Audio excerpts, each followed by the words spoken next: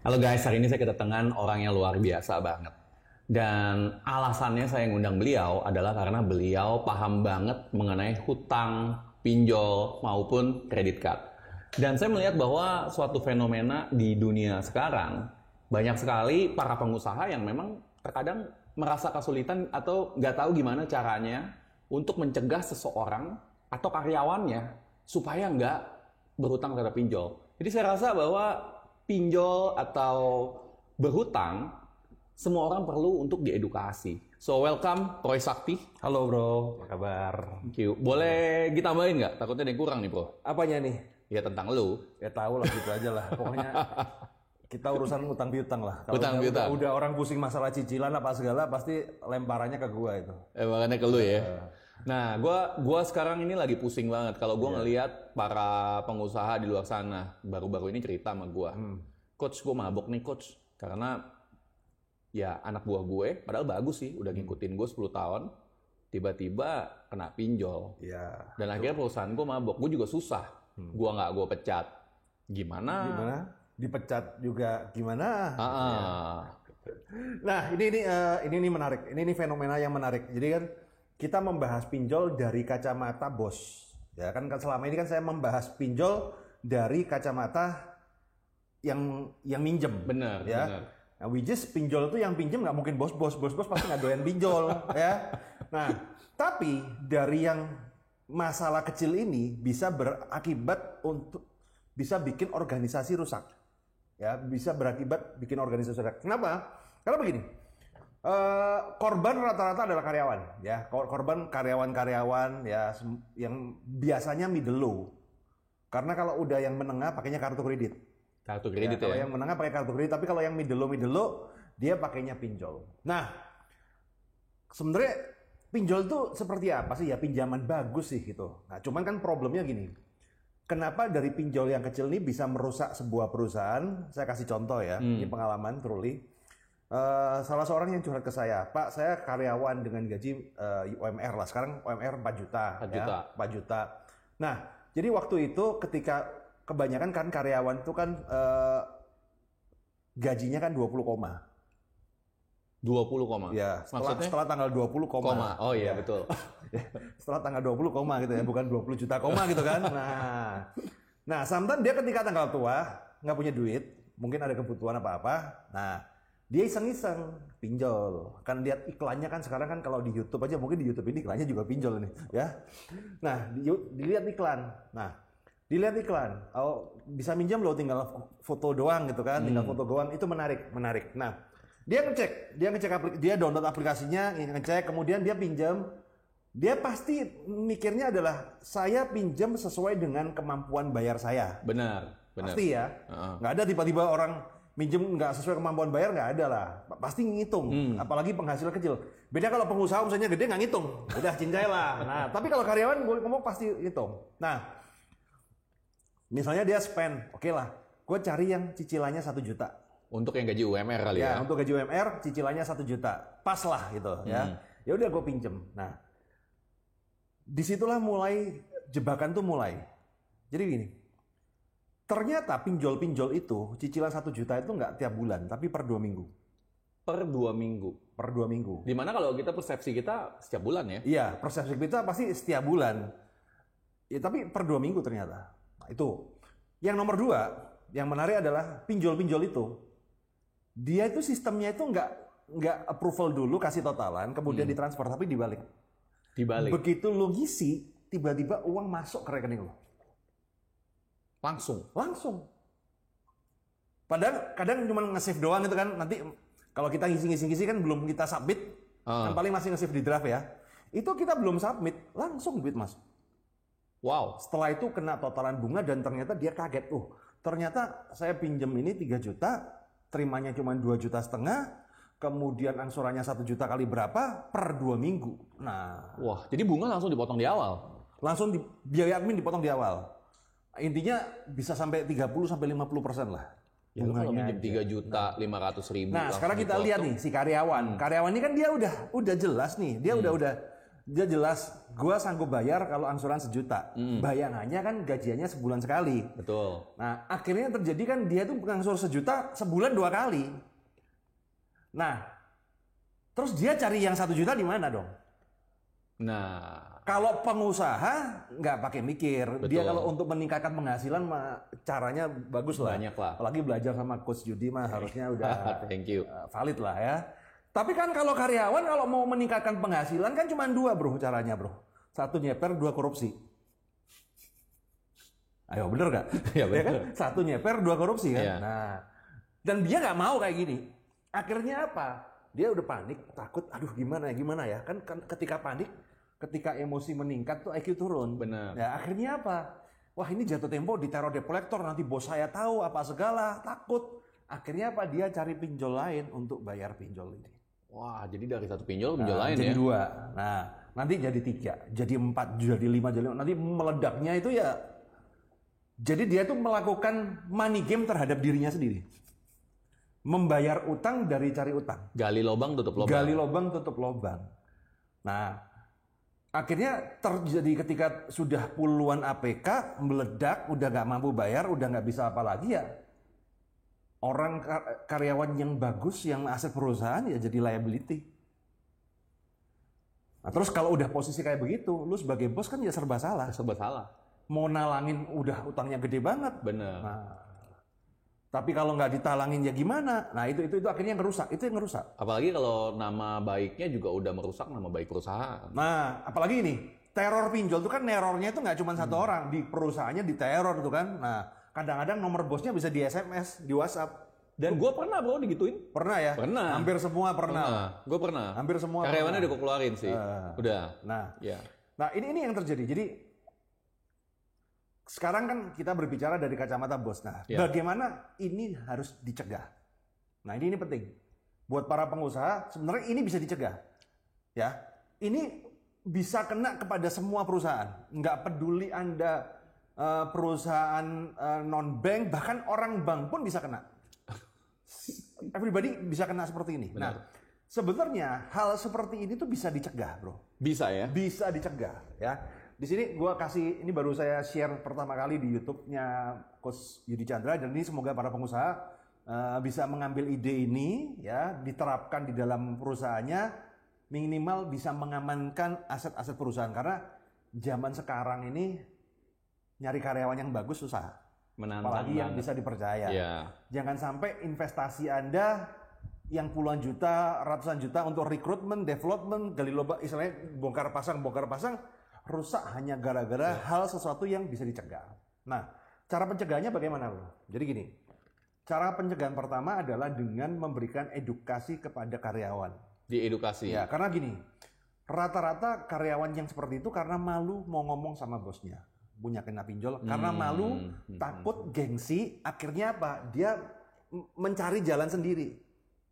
Nah, tugas bos itu harus memberikan edukasi. Kalau di perusahaan gua, selalu suka ngomong, kalian jangan sampai otak-atik pinjol. Ya, jangan sampai otak-atik pinjol. Ya kan, masalah kayak gini. Tapi kalau sampai terjadi kamu kena pinjol, karena entah kesengajaan atau ketidaksengajaan, dan kemudian kamu merasa tidak mampu bayar, harus cepat dikonsultasikan sama pihak personalia. ARD. ARD lah. Jadi kalau sekolah itu kayak ada guru BPK. Guru BK-nya ya. Ada guru BK-nya. Jadi kalau kamu sudah nggak mampu bayar, jangan cari pinjol lain untuk pinjol. Kamu harus konsultasikan ke guru BK-nya ya. Nah, ketika konsultasi, biasanya kan kalau kena pinjol pertama, kedua itu kan murah sih, cuman paling 2 juta, 3 juta, 4 juta, nggak sampai 5 juta lah pinjol tuh, ya. Artinya apa? Kita sebagai perusahaan, kita harus training mereka, kalau ada yang kena pinjol, cuman 1 pinjol, kita bisa ganti, ibarat kata harus kita tolong bayarin, kemudian dirubah nanti cicilan yang motong gaji. Itu kan pinjaman lunak lah. Nominalnya kan cuma 1 gitu loh. Peraturan kebijaksanaan perusahaan. Kebijaksanaan perusahaan seperti itu. Pokoknya kamu ngomong bisa diampunin lah. Ibarat kata kan, ya misalnya lu kena pinjol 3 juta, balikinnya berapa? 3,5 juta. Ya udah. sama perusahaan cepat ditutup 3,5 juta, kemudian dirubah cicilan menjadi cicilan yang tanpa bunga, perusahaan mungkin 3 bulan ataupun 6 bulan kan aman. Nah itu kan artinya kan begitu kena satu dia harus lapor. Benar. Nah sebenarnya ini kan nggak makan budget bro. Nggak makan budget. Nggak makan budget dan bisa mencegah. Yang masalah kan kalau udah pinjol ke 10 baru lapor. Ah itu repot tuh. Repot tuh. Gaji 5 juta, utang 50 juta. Masa lu mau gantiin? Nah, itu repot. Gantiin satu, yang lain minta dong. Benar, benar. Tapi kan kalau ini sudah dilakukan di branding apa segala, begitu dia kena masalah langsung lapor ya. Dan ketika lapor tidak dipublikasi. Jadi kerahasiaan data karyawannya itu keprotek. Disimpan lah ya. Disimpan lah. Ya. Nah, kalau sampai kena 2 kali ya lu keluarin lah. Itu berarti attitude kan. Benar. Nah, kalau 2 kali ya attitude. Tapi ibarat kata dengan sistem yang sepele seperti ini, di tempat gua aman, nggak ada yang kena pinjol. Aman ya? Aman. Kalaupun ada yang kena iseng apa segala ya udah langsung. Dan di tempat gue juga sebetulnya setelah gue edukasi karena sudah pernah terjadi satu korban. Ya. Hanya dengan mengedukasi ya. Ya. Aman sih so far. Aman sih so far.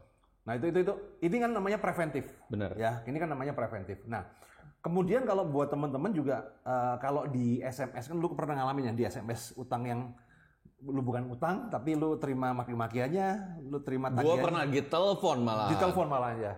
Nah, jadi kalau ada yang sudah seperti itu, jadi memang itu strategi dari pihak regulator pinjol itu.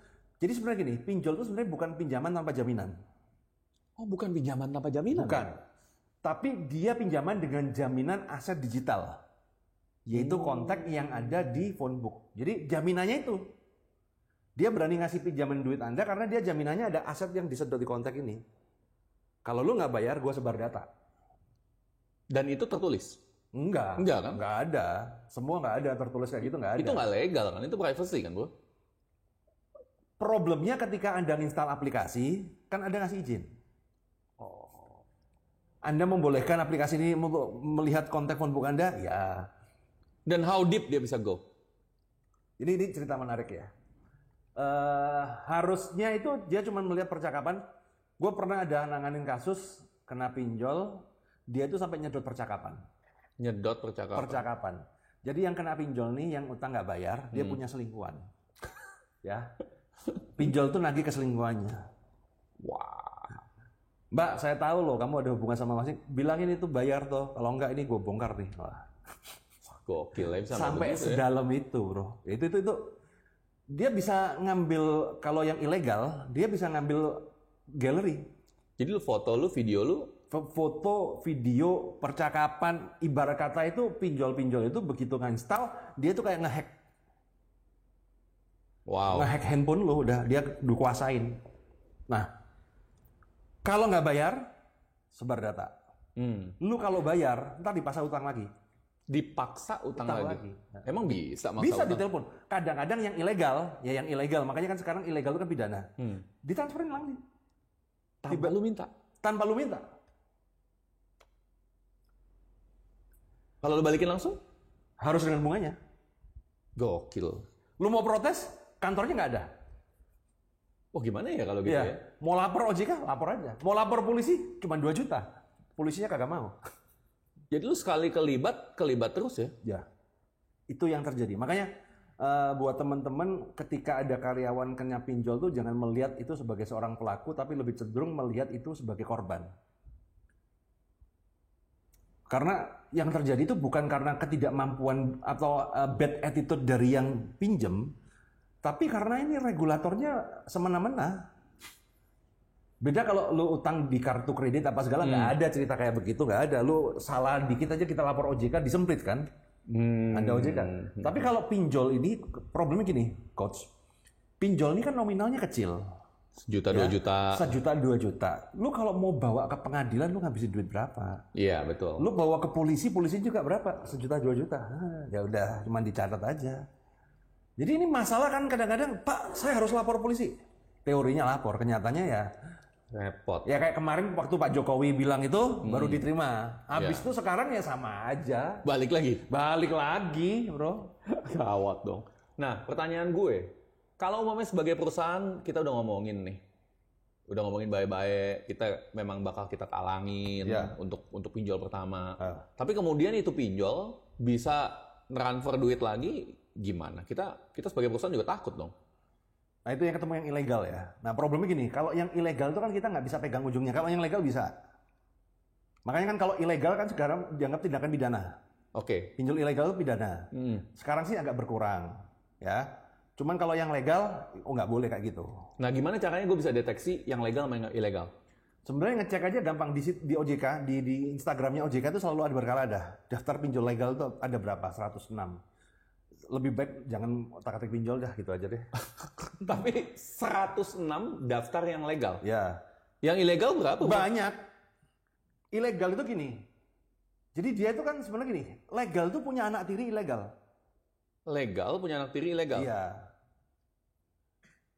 Menarik Ya. Jadi gini, itu kan aplikasi. Hmm. Ya, itu kan aplikasi. Itu kan template, Bos. Iya. Tinggal ganti nama aja kan. Bener. Di brodol ganti lagi nama, diganti lagi mana, ganti nama lagi kan tinggal ganti nama aja. Ganti nama, ganti website gitu Ganti aja. baju doang ya. Ganti baju doang, isinya tetap sama. Jadi satu legal, bawahnya nggak tahu tuh berapa yang ilegal. Kadang ada yang begini. Ini yang menarik ini ya. Jadi lu nggak bisa bayar. Ya, lu nggak bisa bayar. Ya udah, lu bikin tanda tangan form ini. Ternyata formnya itu isinya apa? Pengajuan pinjol yang ilegal. Oh itu kacau tuh bro. Udah kayak rentenir, udah kalah rentenir zaman sekarang itu kejamnya lebih kalah. Kejem banget ya. Kejam banget seperti itu. Dan ini ngomong ini ngerusak, bener-bener ngerusak orang-orang menengah ke bawah itu rusak banget. Kasian. Dengan seperti itu. Makanya ketika ada korban pinjol, jadi saran buat teman-teman juga melihatlah ini sebagai dia itu korban. Korban dari ketidaktahuannya dan korban dari kesemena-menaan pihak pinjol. Jadi buka mata juga buka hati. Ya, jadi kadang-kadang gini kan kalau selama ini ya kita ngomong lu punya utang nggak bayar, lu itu lu nggak bagus lu, ya kan, lu jelek lu. Nah, tapi kalau urusan pinjol, jadi ini gue bisa ngomong gini, kalau lu nggak bayar kartu kredit itu pasti karena ketidakmampuan lu ngatur duit. Karena kartu kredit itu aturannya udah bener dari OJK udah bener semua. Jadi kalau lu nggak bayar itu jangan nyalain kartu kredit, jangan nyalain bank itu udah sesuai aturan, lu aja yang nakal. Tapi kalau dari pinjol bisa dibilang ya 60% pengguna itu korban. 60% Ya, pengguna itu korban. Yang 40% baru yang nakal. Jadi memang di setup sengaja untuk nyari korban ya? Ya memang begitu. Itulah jalannya pinjol. Wow. Nah terus kalau umpamanya sudah benar-benar terjebak dalam pinjol, apa yang bisa gue lakukan bro? Jadi gini, nah ini. Buat teman-teman yang sudah terjebak dengan pinjol, ya. Sebenarnya gue udah share di YouTube caranya. Gue ada cara bagaimana ngatasin teror pinjol dengan modal 50.000. Oke. Sebenarnya dengan modal 50.000 udah beres. Kalau orang tahu caranya. Kalau nggak tahu caranya, akibatnya sampai bunuh diri. Ya. Sebenarnya kenapa sih? Ketika lu kena pinjol kan lu tahu bahwa lu akan disebar data kalau nggak bayar. Nah, sebar data itu kan data di kontak HP. Iya. Ya. Di kontak HP lu. Daripada ini pihak pinjol nyebar data duluan, lebih baik lu nyebar data duluan. Konfirmasi ke kontak yang ada di kontak lu broadcast WhatsApp. Mohon maaf, saya sedang terjebak pinjol. Nanti kalau ada penagihan kayak gini, tolong diabaikan. Udah gitu aja. As simple as that. As simple as that. Artinya kan begitu lu diterima gitu, oh ya ini korban nih, dia kena nih. Jadi kan suatu ketika kalau ada orang nagih, kita udah siap gitu loh. Tapi kecuali kalau memang di data lu itu ada conversation sama dengan yang selingkuh atau hal-hal kayak gitu, ya lu udah kelar deh ya. Ya itu kelar. Tapi itu kan one in a million lah. Itu kasus-kasus yang kan. One in a million. Nah, jadi gini, sebenarnya kata kuncinya adalah, apalagi kan sekarang orang udah tahu semua ya. Pak Jokowi udah bilang, jadi sama kayak gini. Lu HP lu tiba-tiba di hack orang, kemudian ada orang pinjam. Apa yang lu lakukan? Lu kan pasti broadcast dulu kan? Benar. Nah, lu pasti broadcast dulu kan? Bro, HP gue lagi di hack nih. Kalau ada yang pinjam, lu abaikan. Sama. Jadi nggak usah malu. Nggak usah malu. Nah, kadang-kadang yang membuat kita jatuh adalah gengsi kita sendiri. Yang sesungguhnya tidak bergengsi karena pinjol ya. Jadi ingat, makan gengsi itu mahal. Nah, itu yang terjadi. Oke. Nah, sekarang kalau gue bicara tentang utang. Yes. Utang, ada nggak sih utang yang bagus? utang yang aman? Oke, jadi gini, utang itu menarik, pisau bermata dua, ya, pisau bermata dua. Jadi kalau kita melihat utang itu, kalau gue melihat gini, utang itu lihat-lihat orang kaya, orang kelas menengah, orang miskin tuh cara pakai utangnya beda-beda. Betul. Ya, betul. Orang kaya utang untuk modal bisnis, orang kelas menengah utang untuk gaya hidup, orang miskin utang untuk bayar utang. Nah ini hati-hati ya. Utang untuk bayar utang ya. Kalau yang nonton ini sudah utang untuk bayar utang, itu rumus cepat miskin. Itu artinya dia tuh melakukan money game terhadap dirinya sendiri. Money game untuk dirinya dia sendiri. Dia melakukan skema ponzi terhadap dirinya sendiri. Korbannya siapa? Bank. Nah, ini yang terjadi. Nah, ketika kita ngomong utang untuk bisnis. Nah, ketika utang bisnis, nah, utang itu nanti secara teknikal ya, kita ngomong teknikal ya. Ada angsuran, ada dana cadangan, standby loan. Nah, kata kuncinya adalah kita harus cari utang yang cocok dengan bisnis kita. Kebutuhan lu kalau butuh duit tuh tujuannya buat apa sih? Kalau berbisnis ya, lu buat jaga-jaga atau lu buat beli mesin atau beli bahan baku. Kan beda. Kalau lu buat beli mesin, beli bahan baku artinya kan begitu lu dapat langsung lu jadiin bahan, langsung liquid, lu bisa pakai yang instrumen cicilan. Iya. Tapi kalau lu buat jaga-jaga, lu pakai instrumen yang plafon. Nah, sebenarnya gua ngajarin orang adalah apa? Bagaimana kita itu mempunyai utang yang sifatnya plafon sebagai dana cadangan, bro. Karena pengusaha, ya lu coach lah ya. Perusahaan tuh, perkiraan gue ya, 90% perusahaan di Indonesia itu nggak punya dana cadangan. 90% UMKM lah, ngomong UMKM lah ya. Okay. Artinya apa? Begitu dia nggak bisa jualan, ya bertahan hidup paling cuma sebulan 2 bulan. Terbukti kemarin corona itu kan udah kalpak semua. UMKM. Artinya dia tidak punya dana cadangan, backup plan. Nah, yang orang tidak sadar adalah utang itu bisa menjadikan sumber backup plan, dana cadangan. Nah, tapi utang yang seperti apa dulu, ya? Benar. Nah, utang yang sifatnya plafon.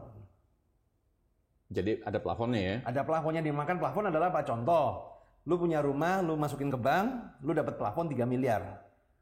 Kalau lu nggak pakai, kan lu nggak kena bayar apa-apa. Nah, itu cara berutang yang benar tuh. Nah, tapi kalau lu pakai, lu baru bayar yang lu pakai. Nah, penyakitnya orang Indonesia itu cuma satu, bro, kalau sama utang. Gatel.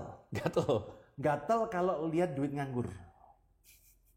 Kebanyakan orang Indonesia itu begitu tuh. Wah, ini ada duit nggak kepake nih, sayang nih. Ada utang bank nggak kepake nih ya, sayang nih. Nah, ketika kita sayang, wah ini harus diputar nih. Akhirnya apa? Bisnis nggak bagus akan kelihatan bagus, barang nggak penting akan jadi penting, barang nggak pengen akan jadi pengen. Nah, akhirnya nyemplunglah di money game investasi yang aneh-aneh begitu. Money game. Nah, padahal kalau gunanya dana cadangan kan memang tidak dipakai.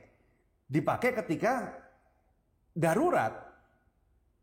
Jadi kalau gitu dari apa yang lo ngomongin, pinjol itu untuk kelas menengah ke bawah, money game itu untuk orang kelas menengah ke atas. Godaannya. Godaan menengah ke bawah itu pinjol.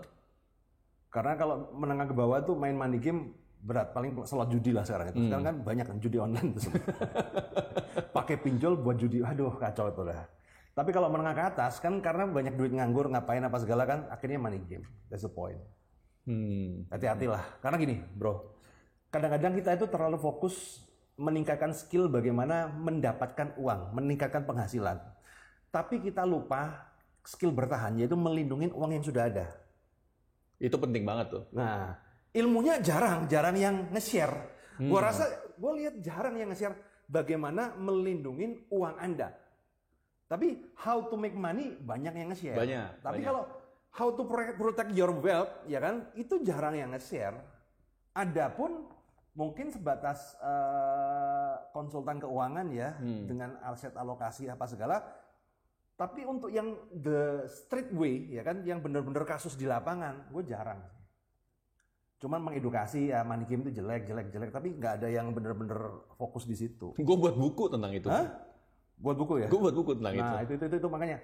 Itu penting. Nah, problemnya adalah memang ilmu memproteksi uang itu agak susah dijual.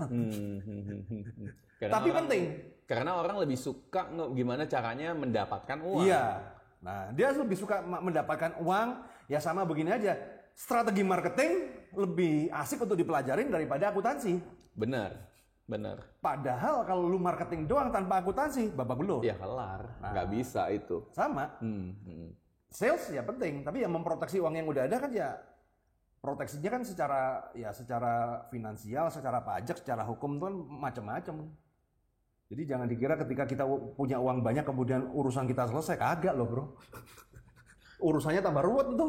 Tapi sebetulnya orang-orang yang berhutang untuk sisi konsumtif itu, apakah memang mereka itu benar-benar perlu berhutang atau memang karena pengen berhutang? Jadi gini, ini menarik nih ya.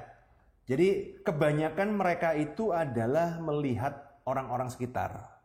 Jadi ilmu utang itu menarik. Di Indonesia ini, orang tua kita itu nggak pernah ngajarin kita cara berhutang. Makanya gue ketika di podcastnya si Deddy Kombusir. Bener kan, juga sih, bener ya. Gue nggak pernah diajarin. Ya, si Deddy kan bilang, loh gue diajarin sama bokap gue utang cuman bisnis. Lah ya, bokap kayak bokap lu itu 1 in a million. Kebanyakan bokap kita itu nggak pernah ngajarin utang, paling jangan berutang, tapi dia sendiri utang.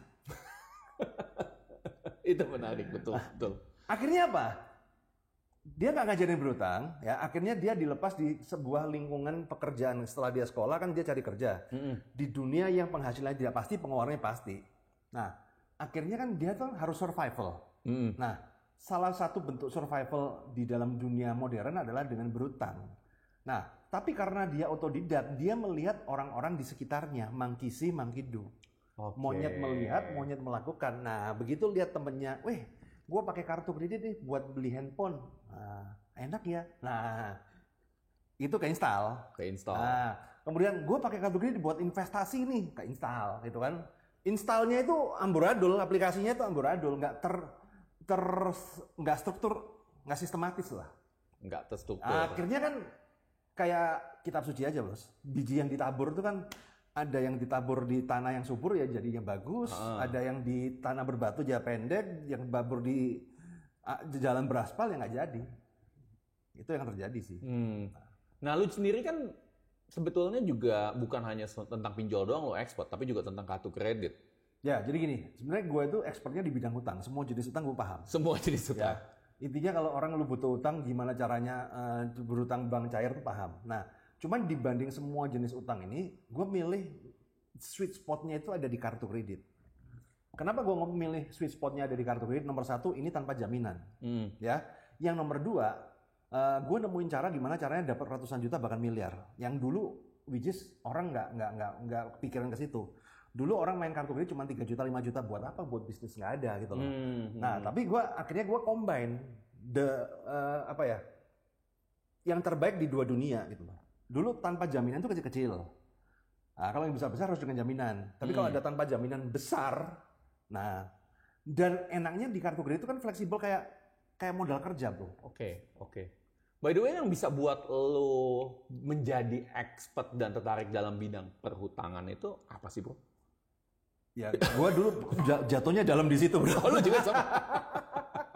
Jadi lo benar-benar tahu ya psikologi. Ya, jadi gini, bisa dibilang ya sekarang ilmu tentang kartu kredit 80% basic dari buku yang pertama, Credit Card Revolution.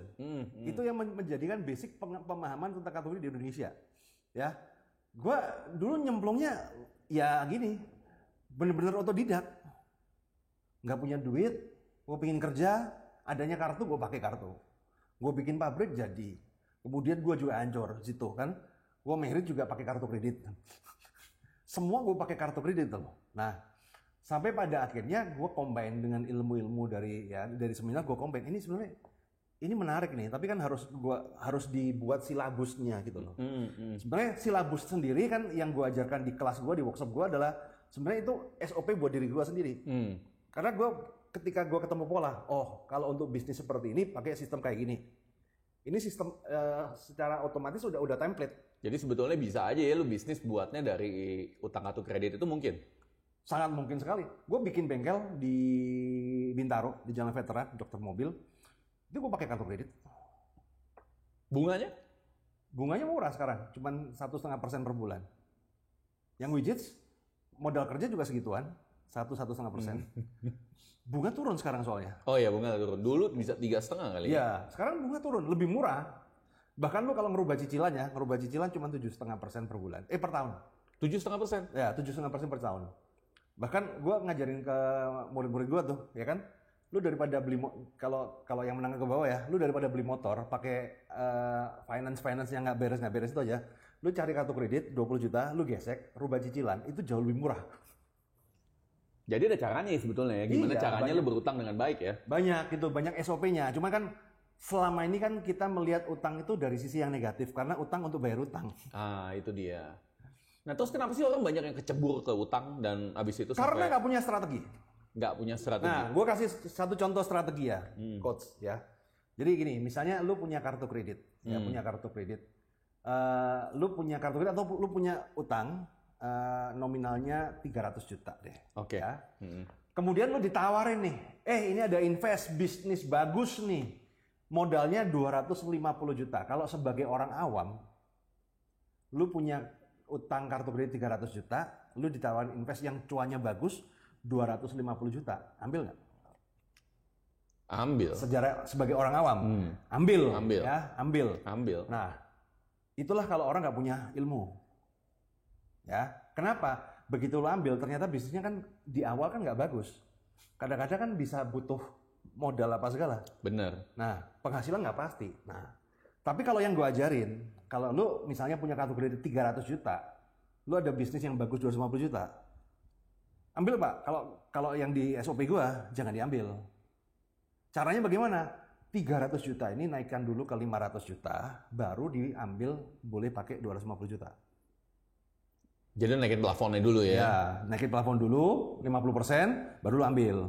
Atau lu boleh pakai tapi lu nego maksimal pemakaian 150. Jadi di money manajemennya. Oh bisa gitu di kredit card juga ya? Iya. Nah, artinya apa? Lo Pak, ngapain seperti itu? Bisnis yang baru bangun, ya kan, 80% fail di tahun pertama kan? Iya. Kenapa fail? Karena nggak ada dana cadangan. Apalagi sekarang kan lagi bakar duit semua tuh.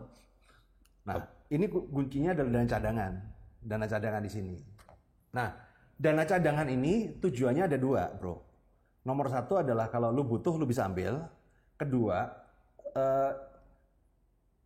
lu kalau perlu yang lebih besar lagi, lu masih bankable. Nah ini penting. Bankable itu penting tuh. Bankable penting. Kenapa? Karena ketika lu menggunakan 80% dari plafon lu menjadi tidak bankable. Oh lu kalau 80% lu ambil platform lu nggak bankable? Udah nggak bankable. Intinya kalau lu cari kredit lagi, bank itu akan susah untuk ngeluarin. Tapi kalau pemakaian lu 50% itu perfect di mata bank. Jadi lu mesti kalau bisa 50% aja ya. Harusnya seperti itu. Cuman kan nggak, sekali lagi kan orang berutang kan belajarnya kan nggak ada yang SOP. Yang terjadi adalah ya cuman utang otodidak aja, lihat temennya, lihat omnya, lihat papanya. Ya kalau yang benar ya benar. Kalau kebanyakan sih nggak benar. Kebanyakan nggak benar ya. Jadi tadi yang sharing sama Boroy adalah profit itu penting banget. Tapi kalau lu nggak ada cash, wah itu kecekek deh. Nah jadi gini, gue tuh menarik ya. Gue ngajarin orang bagaimana caranya orang dengan posisi awam, tapi punya kartu kredit ratusan juta tidak dipakai. Ya contoh temen gue Pak Benny ini ya, dia kartu 700 juta, tapi nggak ada pemakaian. Ya, buat apa? Ya santai. Memang tujuannya untuk dana cadangan gitu loh. Dan oke aja. Nah itu yang susah. Mental kayak gini kan susah. Yang kebanyakan yang terjadi kan mental tempe. Punya kartu 50 juta, baru kepake 20 juta, masih ada 30 juta, masih gatel. Dipakai lagi ya? Apa ya nggak enak ini rasanya kan. Ini kalau ada duit nggak dipakai nggak enak. Nah ini kan mental yang kayak gini yang harus dibuang. Mental pengen beli barang yang nggak dibutuhin. Iya, rasanya gini loh. Kalau kita itu kebanyakan orang Indonesia ya, kalau kita dapat plafon di bank, kalau nggak dihabisin tuh rasanya nggak lega gitu loh. Sayang, uang ini kan kalau diputerin lah. Problemnya ya, nggak muterin uang itu kan harus lihat timing juga. Benar. Lihat timing, lihat situasi dan kondisi. Nah, kalau di cara pandang gua melihat bahwa ketika kita mempunyai dana cadangan dari utang, ya. Kan kita tuh ngajarin agak kacau nih. Kadang-kadang ada YouTuber yang bilang ini dana cadangan ke utang loh. Gua ngomong, kartu kredit itu permodalan terbaik nomor 2 di dunia. Nomor 2 Nomor 2. Nomor satunya apa? Modal sendiri. Jadi lu kalau punya modal sendiri, itu lebih bagus lu daripada duit, ya sudah itu udah the best. Udah gua nggak anu lah. lebih bagus daripada lu modal bank atau lu ngutang. Nah, tapi kalau lu punya modal bank, jadi gini. Kenapa gua bikin bahwa kartu kredit adalah sebagai dana cadangan terbaik? Karena gini. Misalnya gua make money ya. Gua ada duit kurang lebih 2 miliar deh. 2 miliar nih duit ini kan. Kalau gua taruh deposito, kan pasti kena inflasi. Apalagi habis ini inflasinya gede-gedean. Ini udah harga barang udah naik-naik semua kan. Artinya kan uang saya terkikis. Bener. Ya. Nah, daripada seperti itu, lebih baik 2 miliar gua investasiin di tempat yang menurut gua bisa cuan atau melindungi uang gua dari inflasi, taruh di emas. Tapi kan gua perlu dana cadangan dong kalau sewaktu-waktu gua butuh. Gua punya kartu kredit dengan plafon 2 miliar. Logik kalau lo ngomong gitu masih masuk akal. Artinya apa? Dana cadangan gua punya sistemnya, gua punya standby loan yang sewaktu-waktu bisa jadi money, tapi gua nggak perlu mikirin ini inflasi karena yang inflasi kan duitnya bank, bukan duit gua. Nah, duit gua taruh mana? Ya taruh di emas. Kalau gua memang melihat emas bagus, taruh di properti, mungkin taruh di BTC, ya terserah Anda. Taruhlah di tempat yang menurut Anda safe, tidak berkurang dan bertambah. Jadi investasilah pada hal-hal yang ada paham lah. Nah, investasilah pada hal-hal yang ada paham. Jadi point of view gue itu seperti itu. Jadi kalau dibandingkan lu pinjem beneran dari bank kan di mana itu lu mesti ada. Kebanyakan orang punya uang cash kan bingung nih, beliin properti, beliin apartemen apa segala, tapi dia nggak sadar dia nggak punya dana cadangan. Itu semua duitnya di aset semua. Begitu kena corona jebret, kan tinggal mana tahan apa tahan mana. Apa tuh? Ya? Mana tahan apa tahan mana? Orang duitnya dicemplungin properti semua. Wah, properti aman. Begitu lu kayak kondisi corona jebret, jual properti nggak laku. Itu. Tinggal mana tahan atau tahan mana. Kalau lu tahan sampai corona selesai, properti booming lu cuan. Tapi kalau lu mana tahan, wah ini kalau nggak ini disita bank. Kalah dong. Biasa mana tahan ya. Nah, biasanya kan mana tahan. Gokil. Tapi bener sih, memang kalau lu bicara tentang utang, sebetulnya ada juga utang-utang yang baik ya. Utang itu ada yang buruk, ada yang baik. Cuman karena orang itu nggak pernah melihat yang baik, akhirnya menganggap semua utang itu buruk. Jadi sebenarnya gini loh, bro. Kalau kita berbicara utang itu kan cuma salah satu kosakata, sebenarnya ada istilah yang lain. Apa tuh istilahnya? Investor itu kan juga utang. Lu IPO kan utang sama masyarakat sebenarnya. Benar. Startup cari modal, investor kan utang sebenarnya. Utang. Iya, tapi kan dana investor. Nah, kenapa kita kan sebenarnya kan pendanaan gitu loh. Dana yang bukan milik kita, dana orang lain. Utang salah satu jenisnya. Tapi kan kita ngajarin bagaimana utang ini menjadi seorang investor, intelligent investor. Nggak cuma konsumtif. Nah, kebanyakan kalau kita ngomong utang, pasti orang arahnya kan ke situ. Yang utang buat konsumtif, utang buat bayar utang, lah itu yang menyesatkan. Itu repot tuh. Nah. Oke, bro, gue belajar banyak nih hari ini tentang gimana sih para pengusaha bisa ngedidik karyawannya supaya ya nggak terjebak utang, apalagi pinjol. Karena sayang banget kalau anda punya karyawan yang sebetulnya aset, jadi akhirnya jadi liability karena pinjol. So kalau ada orang mau kontak lu dan konsultasi tentang hutang dan lain-lain, gimana caranya tuh, bro? Di Instagram aja, Roy Sakti ya. Roy Sakti ya. So di sini aja Instagram Roy Sakti. Ya, Instagram Roy Sakti atau Google juga banyak kok namanya muncul. Banyak lah. Pakar utang muncul juga. So thank you banget, bro. Thank you sama-sama. Thank you for coming. Siap. So belajar banyak tentang hutang, gimana saya memang kurang paham mengenai hutang-hutangan kayak gini, makanya saya bawa yang jagonya aja. So dari saya dan Roy Sakti, salam miliarder.